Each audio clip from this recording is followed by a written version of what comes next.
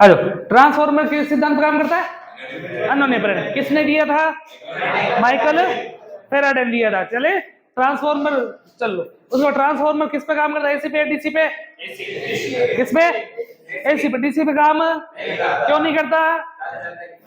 क्योंकि डीसी में ट्रांसफॉर्मर नहीं होती, तारे जल जाएगी। तारे नहीं, वाइंडिंग होती है, वो वाइंडिंग जल जाएगी। क्या जल जाएगी? वाइंडिंग। वो भी कौन सी वाइंडिंग जल जाएगी? प्राइमरी वाइंडिंग जल जाएगी। किस कारण से जलेगी? क्यों जल जाएगी? ऊष्मा कारण, हीट के कारण, हीट के कारण जल जाएगी। चलिए आगे। उसके बाद अपन ने पढ़े थे दो परीक्षण पढ़े थे, दो टेस्ट। एक तो था कौन सा? पूर्ण लोड परीक्षण, जिसको शॉर्ट सर्किट दोष बोला था। एक था नो लोड परीक्षण, ओपन सर्किट टेस्ट पढ़ा था। पूर्ण लोड परीक्षण कौन सी क्षति को ज्ञात करने के लिए ज्ञात किया जाता है? ताम्र क्षति को। चलो आगे। ताम्र क्षति ज्ञात करने के लिए कौन सा परीक्षण किया जाता है? शॉर्ट सर्किट टेस्ट में कौन से वाइंडिंग को शॉर्ट किया जाता है? सेकेंडरी या एलवी साइड को, या एलवी साइड को। अच्छा, मापक यंत्र कौन सी साइड पे लगाएंगे? एचपी साइड पे लगाएंगे, एचपी हाई वोल्टेज लाइन पे। चलूं आगे। उसके बाद अच्छा, शॉर्ट सर्किट टेस्ट में या कौन से टेस्ट में या कौन से परीक्षण में प्राइमरी को क्षमता का 5% दिया जाता है? शॉर्ट सर्किट टेस्ट में, शॉर्ट सर्किट टेस्ट किया जाता है, क्षमता से कितना दिया जाता है? 5% दिया जाता है। चलिए आगे। उसके बाद क्यों भाई इतना कम क्यों देते हैं? क्षमता अनुसार दिया जाएगा तो क्या हो जाएगी? सेकेंडरी वाइंडिंग जल जाएगी। चलूं आगे। उसके बाद ओपन सर्किट टेस्ट था। ओपन सर्किट टेस्ट का प्रयोग कौन सी क्षति ज्ञात करने के लिए किया जाता है? लो क्षति या स्थिर क्षति, स्थिर क्षति। चलो आगे। अच्छा, कौन सी क्षति लोड पर निर्भर करती है? कौन सी क्षति फ्रीक्वेंसी के वर्ग के अनुसार बढ़ती है? एडी करंट क्षति। कौन सी क्षति फ्रीक्वेंसी के समानुपाती होती है?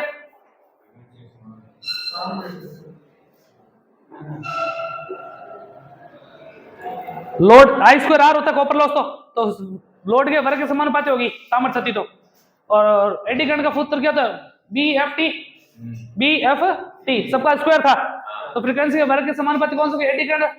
अच्छा, और हिस्टेरिक क्षति का फॉर्मूला क्या था? बीएफवी, बीएफवी। तो फ्रीक्वेंसी के समानुपाती हुआ ना, जहां बी की घात 1.60, तो हिस्टेरिक क्षति क्या होती है? फ्रीक्वेंसी के समानुपाती।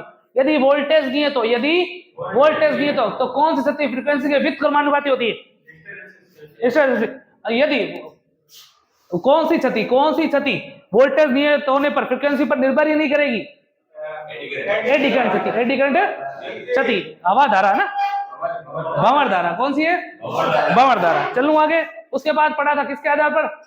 वोल्टता के आधार पर, स्टेप अप स्टेप डाउन। चलूं आगे। दोनों को 3-3 शर्तें दी। अच्छा, एक एनपी का मान ज्यादा है और एनएस का कम है, कौन सा ट्रांसफॉर्मर है? एनपी का मान ज्यादा है और एनएस का मान कम है, तो कौन सा ट्रांसफॉर्मर होगा? स्टेप डाउन होगा ना। एनएस यानी कि सेकेंडरी में वोल्टेज कम है, प्राइमरी में ज्यादा है। सेकेंडरी से लोड देंगे, लोड कम मिल रहा है तो क्या होगा? Step down. और स्टेप अप होगा तो सेकेंडरी वोल्टेज का मान क्या होगा? वो ज्यादा हो जाएगा ना। चलो आगे। उसके बाद धारा क्या चलेगी? इसकी उल्टी चलेगी, ये तो आपको पता ही है। अच्छा, स्टेप अप ट्रांसफॉर्मर का प्रयोग कहां होता है ये बता दो मेरे को खाली।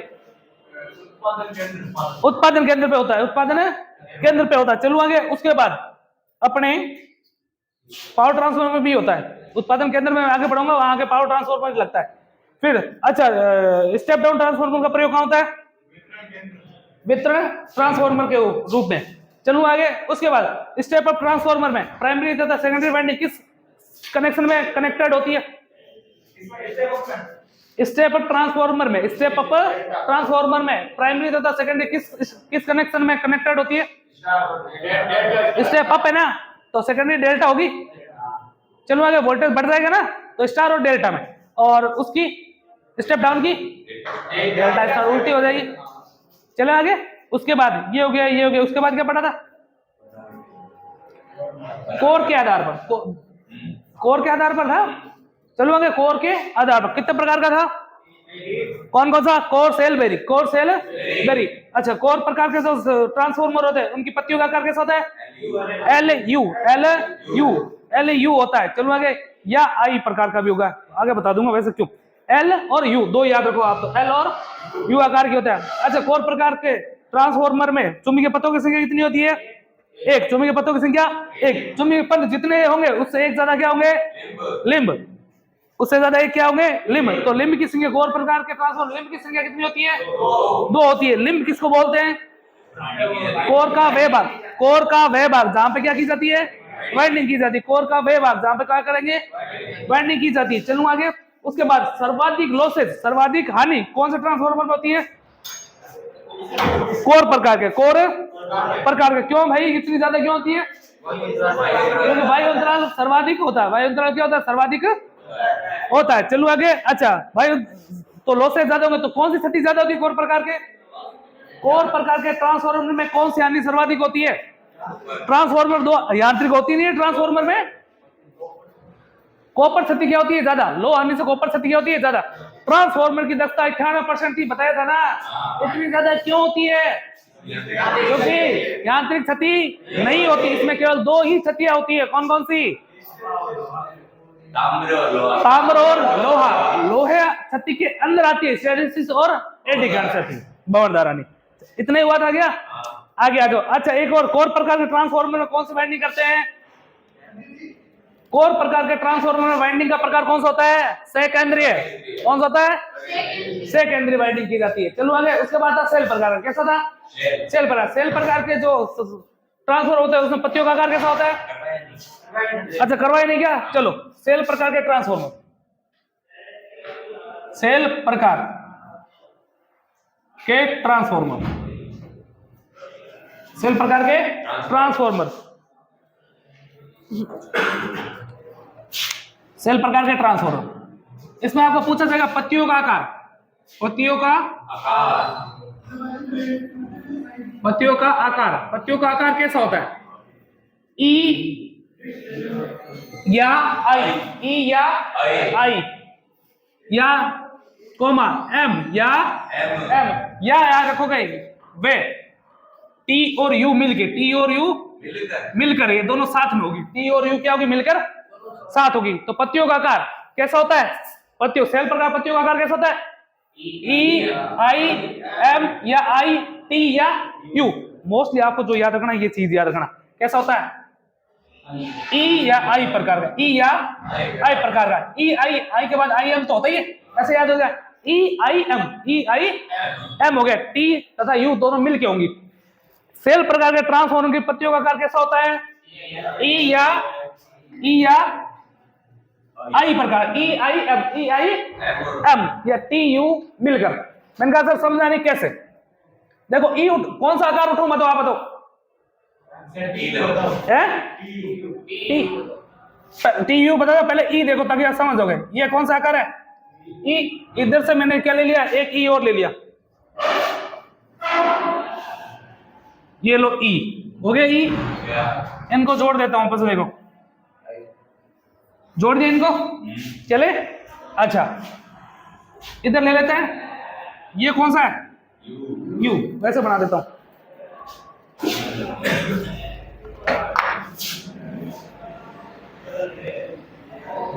कौन सा है? यू है कि नहीं है? और ये क्या है? टी एक नहीं है? यू और टी, इसको यहां से जोड़ दिया, इसको यहां से जोड़ दिया, इसको यहां जोड़ दिया। सेम नहीं है क्या? इसी को तो बोला के बनाया। चलो आगे। तो किसी पे चाहे सुनना चाहो, किसी पे सुन लो, चाहे इस पे सुन लो, चाहे इस पे सुन लो, एक ही बात है। ये तो कौन सी है? ई प्रकार की। कैसी है? और ये कौन सी है? टी और यू मिलकर है। टी और यू मिलकर है। चलो आगे। अब देखो, इस पे बताता हूं। इस पे वाइंडिंग करते हैं, यहां पे कर दी वाइंडिंग, एक वाइंडिंग यहां कर दी, एक वाइंडिंग कहां कर दी? यहां कर दी। चलो आगे। अगला, ये होती है प्राइमरी वाइंडिंग। कौन सी? Primary winding. और ये होती है सेकेंडरी वाइंडिंग। कौन सी होती है? Secondary winding. चलो आगे। प्राइमरी और सेकेंडरी। अब सर इसमें कुछ एक बातें लिखना चालू करते हैं। क्या कौन कौन सी? अब सबसे पहले ये बताओ, इसमें लिंब कितने? सबसे पहले एक चीज लिखते हैं, पत्तियों का आकार कैसा होगा? ई आई एम टी और यू मिलकर। सेल प्रकार के ट्रांसफॉर्मर में पत्तियों का आकार कैसा होता है? ई आई एम टी और यू मिलकर। चलूं आगे। उसके बाद इसमें पूछा जाएगा चुंबकीय पथों की संख्या, चुंबकीय पथों की संख्या, चुंबकीय पथों की संख्या, पथों की संख्या बताओ कितनी है? उनके चुंबकीय पथों की संख्या कितनी, इसमें देखने से कितनी लग रही है? दो ही तो है, या तो इधर जाएगा या इधर जाएगा, दो ही तो है। तो चुंबकीय पथों की संख्या दो होती है। कितनी होती है? दो होती है। जितने चुंबकीय पथ होंगे उससे एक क्या ज्यादा होगा? लिंब। तो ई प्रकार के ट्रांसफॉर्मर में, ई प्रकार के ट्रांसफॉर्मर में लिंब की संख्या कितनी होती है? 3। मैंने कहा सर बता दो भी दो कैसे। देखो एक ये रहा, एक ये रहा, एक ये रहा। ये पहला लिंब हो गया, ये दूसरा लिंब हो गया, और ये मेरा तीसरा लिंब हो गया। मैंने इसमें भी तो लगा सकते हैं, पहले लगाया था कोर वाले में, बार बार नहीं लगाया था, यहाँ और यहाँ पे। चलो आगे। तो लिंब कितने हो गए? 1 2 3। वरना याद रखो जितने चुंबकीय पथ उससे एक ज्यादा क्या होगा? लिंब की संख्या। चले आगे। अगला इस ट्रांसफॉर्मर, कौन सा ट्रांसफॉर्मर की बात कर रहे हो आप? सेल प्रकार के ट्रांसफॉर्मर में, सेल प्रकार के ट्रांसफॉर्मर में वाइंडिंग कौन से लिंब पे करता है? वाइंडिंग बीच वाले पे करते हैं ना, देखो बीच में तो है। तो सेल प्रकार के ट्रांसफॉर्मर में वाइंडिंग मध्य लिंब पर की जाती है। किस पे की जाती है? मध्य लिंब पर स्थापित की जाती है, आ रही है ना समझ में? की जाती है। चले क्या आगे। उसके बाद मैंने कहा सर यहां भी हो गया, ये भी हो गया।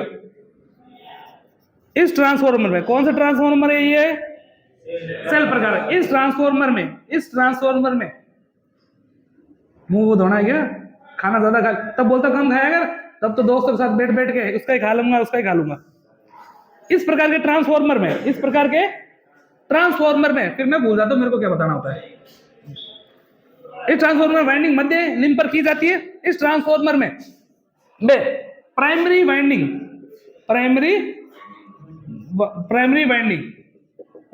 के ऊपर सेकेंडरी वाइंडिंग स्थापित की जाती है।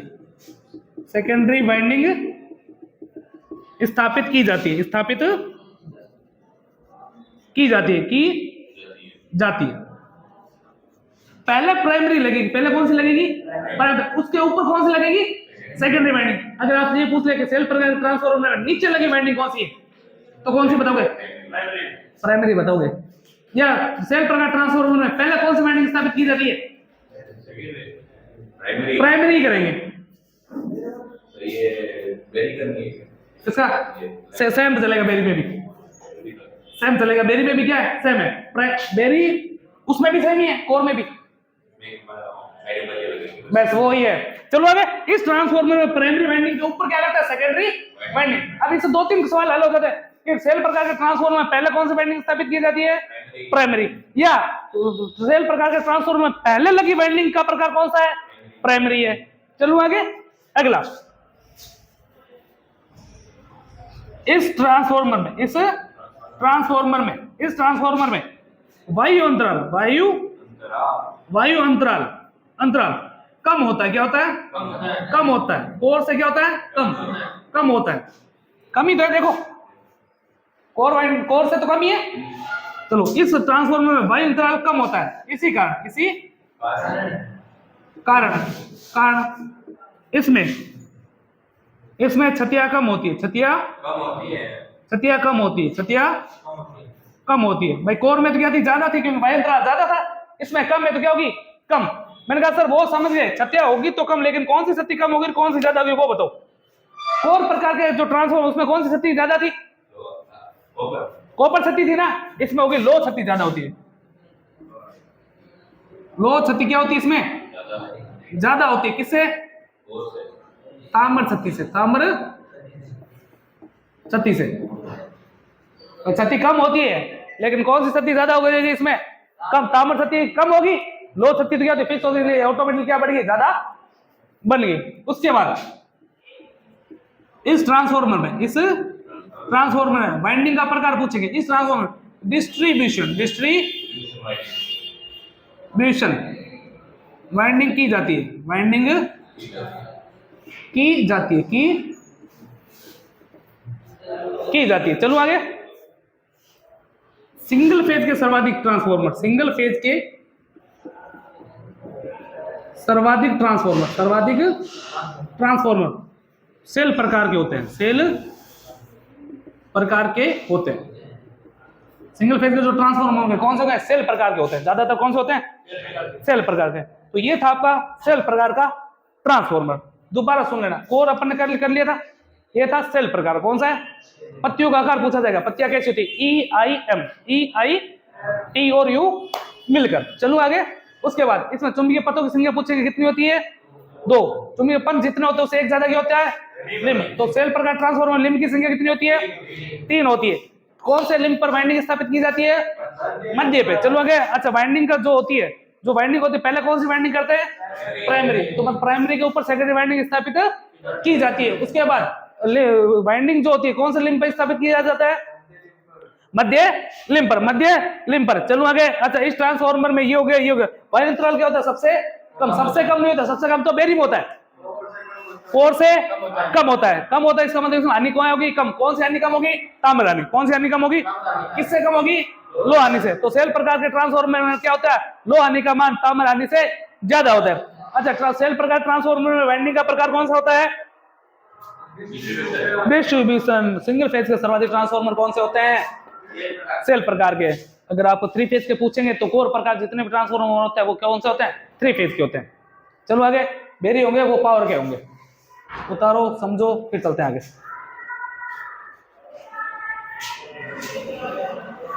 तुमसे पहला आया हूं, फिर भी एक्टिव हूं। कोर हो गया, सेल हो गया, लास्ट कौन सा बचा है? बेरी प्रकार का। चलो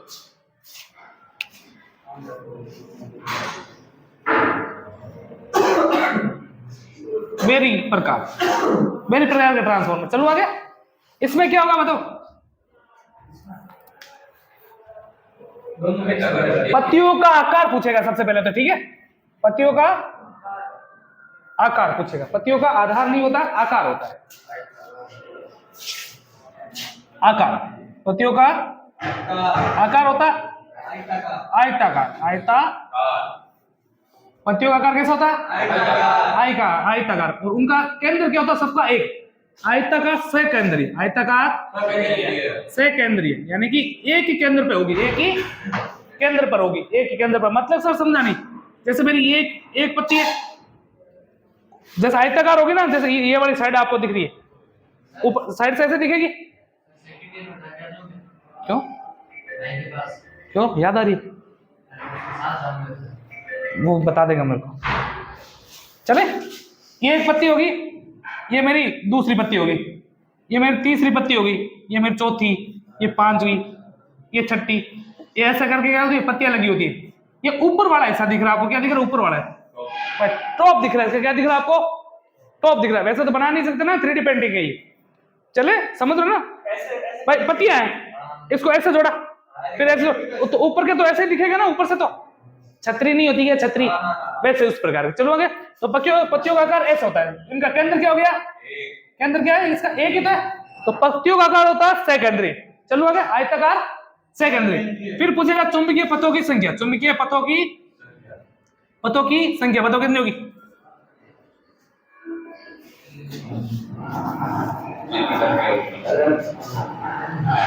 दो से अधिक।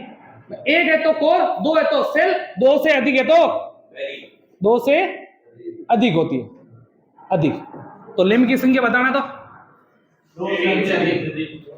लिंब की संख्या क्या होगी? 3 से अधिक। लिंब की संख्या क्या होगी?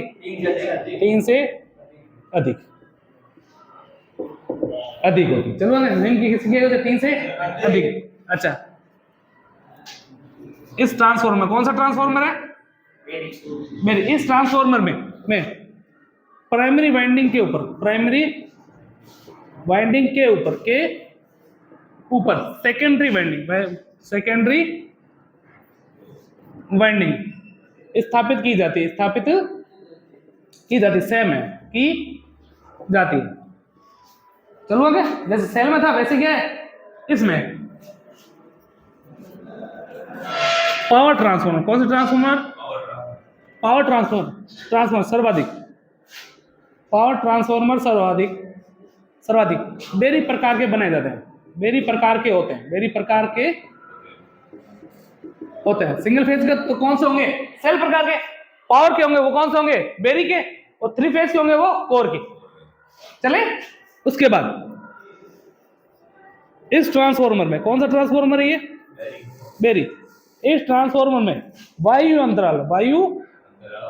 अंतराल सबसे कम होता है, सबसे कम होता है, सबसे कम है। इसका मतलब क्षति भी सबसे कम, क्षति सबसे कम है, इसीलिए तो सबसे ज्यादा क्या बनेंगे? पावर वाले बनेंगे। कौन से दोनों ऑल ओवर क्या क्षति कम हो जाती है। चलो आगे, वायु अंतराल सबसे कम होता है, कोई दिक्कत समझे, परेशानी? ये था आपके 3 प्रकार, कोर, सेल, बेरी के प्रकार में। यहां तक हो जाएगा। अच्छा, वेट ट्रांसफॉर्मर जिसमें लिंब की संख्या 3 से अधिक होती है, कौन सा क्या कहलाता है? बेरी। वेट ट्रांसफॉर्मर जिसमें तुम्हें पत्तियों की संख्या 2 से अधिक होती है, बेरी। अच्छा, कौन से ट्रांसफॉर्मर में पत्तियों का आकार आयताकार होता है? बेरी प्रकार का। अच्छा, कौन से ट्रांसफॉर्मर में, कौन से ट्रांसफॉर्मर की पत्तियों का आकार एम आकार का होता है? सेल प्रकार का। कौन सा होता है? चलो आगे, कौन सी क्षति मोटाई के वर्ग के समानुपाती होती है? Eddy current. कौन सी होती है? बवरदार। फॉर्मूला बोलना सर। वो ई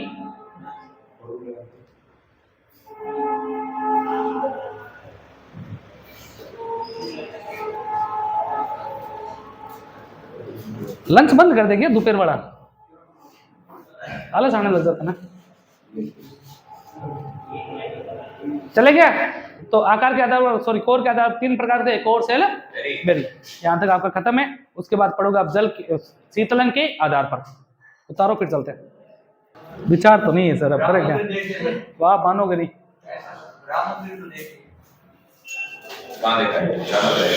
जाएंगे जरूर, आगे जाएंगे, छुट्टी होगी तब। चले गया? आ जाओ।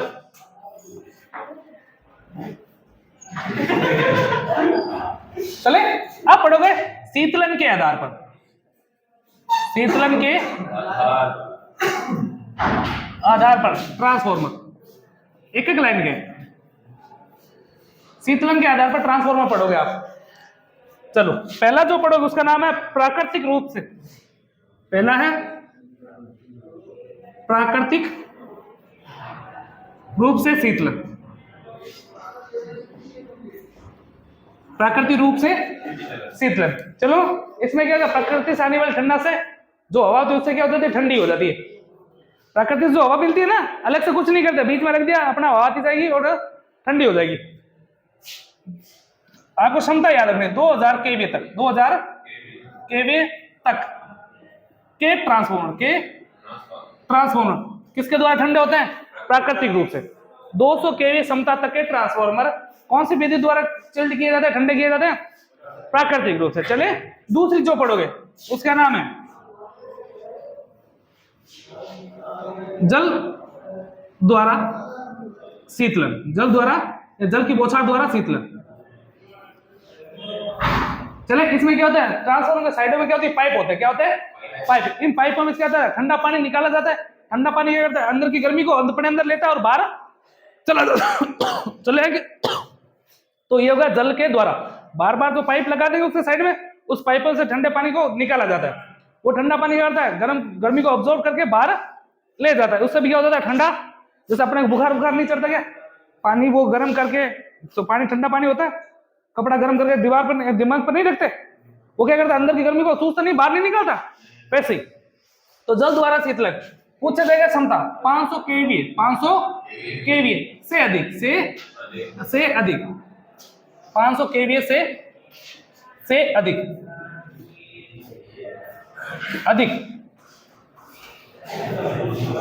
500 केवीए से अधिक के ट्रांसफॉर्मर कौन सी विधि द्वारा ठंडे होते हैं? जल की बौछार के द्वारा, जल की बौछार के द्वारा ठंडे होते हैं। चले आगे, उसके बाद तीसरा जो पढ़ोगे, तीसरे का नाम क्या है?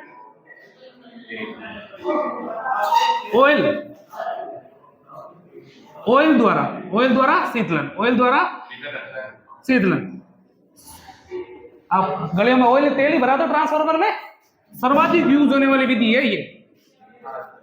सर्वाधिक प्रयोग होने वाली, सर्वाधिक प्रयोग होने वाली विधि। शीतलन की कौन सी विधि सर्वाधिक प्रयोग होती है? ऑयल वाली। चलिए आगे अगला, इसमें भी क्या होगा? 500 केवीए से ऊपर, 500 केवीए से ऊपर ट्रांसफार्मर, 500 केवीए से ऊपर के जो ट्रांसफार्मर रहते हैं उसको ठंडा रखने के लिए कौन सी विधि का प्रयोग किया जाता है? ऑयल का। फिर लास्ट जो प्रोडक्ट है वो क्या है, कौन सी है? वायु दाब शीतलन, वायु दाब शीतलन प्रणाली। इसमें क्या होगा? प्रेशर के साथ क्या की जाती है? वायु अंदर भेजी जाती है। प्रेशर के साथ क्या भेजी जाएगी? वायु अंदर भेजी जाएगी। इस टाइप प्रयोग काम करता है 500 केवीए से ऊपर, 500 केवीए से ऊपर 500 केवीए से ऊपर के ट्रांसफार्मर किया जा रहा है। देखो सबके कितनी क्षमता है? 500 केवीए से ऊपर, 500 केवीए से ऊपर, 500 केवी से ऊपर। एक याद रखना, ऑयल वाले की सबसे ज्यादा प्रयोग होता है। प्रकृति से ठंडे होने वाले की क्षमता कितनी होती है? 2000 केवी तक, 2000 केवी, 200 केवी है। 2000 तो ज्यादा नहीं हो गया क्या? अच्छा हाँ, 200 केवी तक जो ट्रांसफॉर्मर, 2000 में तो सारे आ जाएंगे, 2000 केवी तो सारे नहीं आ जाएंगे क्या? 200 केवी तक के ट्रांसफॉर्मर तो हो गए प्राकृतिक रूप से ठंडे, कोई दिक्कत नहीं आएगी। 500 से ऊपर के जो जितने भी है वो ठंडे किए जाते हैं जल द्वारा, ऑयल द्वारा और वायु दाब द्वारा। लेकिन सबसे ज्यादा प्रयोग किसका किया जाता है? ऑयल का किया जाता है। बार बार हवा देने के लिए कौन बैठा है? बार बार कौन मशीन चलेगा? कौन करेगा? एक बार तेल डाल दिया मशीन क्या करता है? पड़ा रहेगा। चलूं आगे। इन प्रणालियों को दिक्कत समस्या परेशानी, सर्वाधिक यूज होने वाली प्रणाली कौन सी है? ऑयल वाली। चलें क्या? उतारो फिर चलते हैं।